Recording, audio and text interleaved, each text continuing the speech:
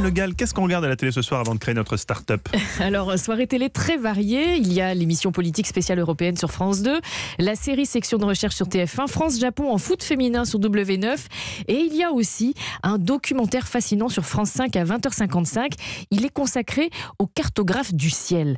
Les cartographes du ciel, ce sont ces scientifiques qui tentent de situer la Terre dans l'immensité de l'univers. Qui n'a pas été émerveillé en levant les yeux vers le ciel étoilé d'une nuit d'été?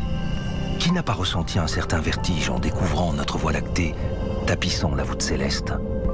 Devant cette immensité, cet infini presque inimaginable, comment comprendre notre place?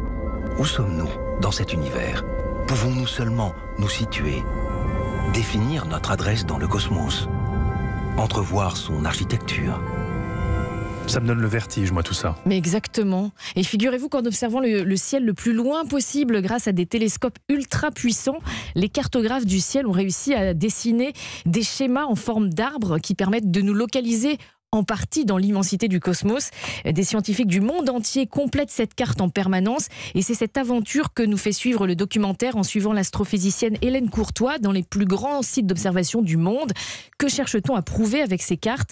Rien de spécial, il s'agit juste de mieux comprendre d'où nous venons, explique Hélène Courtois. Le sentiment d'être tout petit, que l'univers soit infini, qu'on ait le vertige, que ça soit un peu paniquant, c'est un sentiment qui demande qu'à s'éteindre à partir du moment où on commence à connaître, à prendre conscience de son environnement cosmique. Le documentaire inédit dure 1h30. Il faut s'accrocher parfois pour suivre les explications scientifiques, mais ça permet de voir notre planète Terre d'un autre point de vue. Voyage sur les flots célestes, c'est donc à suivre à 20h55 sur France 5.